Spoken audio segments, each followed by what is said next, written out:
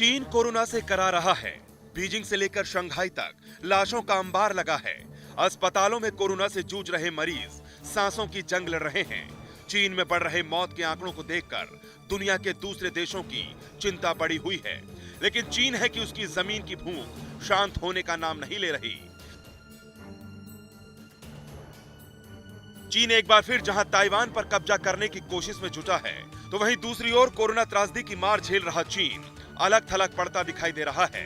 हालांकि जिनपिंग की जंगी साजिशों के बीच ताइवान की दरियादिली ने चीन को यह सोचने पर मजबूर कर दिया है कि जंग किसी भी समस्या का हल नहीं हो सकता। दरअसल चीन में कोरोना महामारी की नई लहर के बीच ताइवान ने बड़ा दिल दिखाते हुए एक ऐसा कदम उठाने की पेशकश की है जिसे सुनकर शायद जिनपिंग के सिर पर जंगी फितूर खत्म हो जाए। साथ ही ताइवान ने चीन के सामने एक शर्त भी रखी है। ताइवान के राष्ट्रपति साई इंग वेन ने चीन को कोविड से निपटने के लिए मदद के लिए आवश्यक सहायता देने की पेशकश की है। ताइवान की राष्ट्रपति साई इंग वेन ने कहा है कि आवश्यकता की बात है तो मानवीय संवेदना के आधार पर हम अधिक से अधिक लोगों को कोरोना महामारी से बाहर निकालने और स्वस्थ और सुरक्षित नया साल बिताने में मदद करने के लिए जरूरी सहायता प्रदान करने के लिए तैयार है। लेकिन चीन को अपनी विस्तारवादी नीति पर फिर से सोचने की जरूरत है। ताइवान का कहना है कि युद्ध किसी भी तरह से समस्या का हल नहीं है।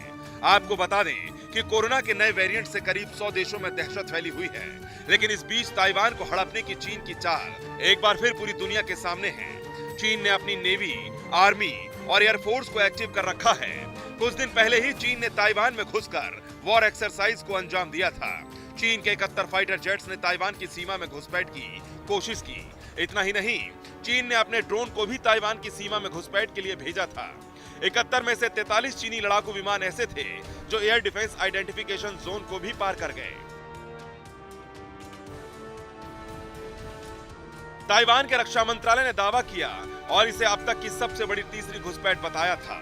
ताइवान की तरफ से कहा गया कि उनकी सेना को उकसाने के लिए स्ट्राइक ड्रिल को भी अंजाम दिया गया। आपको बता दें कि चीन ताइवान को अपना क्षेत्र मानता है। यही वजह है कि वो उस पर कब्जा करने के लिए आए दिन घुसपैठ को अंजाम देता रहा है। उधर दूसरी तरफ ताइवान ही नहीं, भारत भी कोरोना से जूझ रहे चीन की मदद को लेकर सामने आ चुका है। पिछले साल दिसंबर में दवाइयों की किल्लत से उबारने के लिए चीन में दवा भेजने का भारत सरकार ने फैसला लिया था। रिपोर्ट्स के मुताबिक वायरल दवाओं की कम आपूर्ति और जमाखोरी से चीन के बाजारों में दवाओं की किल्लत हो गई थी, जिसके चलते संक्रमित लोगों को बुप्रोफेन और पैरासीटामोल जैसी सामान्य दवाएं भी नहीं नसीब हो पा रही थी। इस पर भारतीय विदेश मंत्रालय की ओर से बयान जारी कर कहा गया था कि चीन ही नहीं, कोविड को लेकर दुनिया के फार्मेसी के रूप में दूसरे देशों की हमेशा मदद की जाएगी।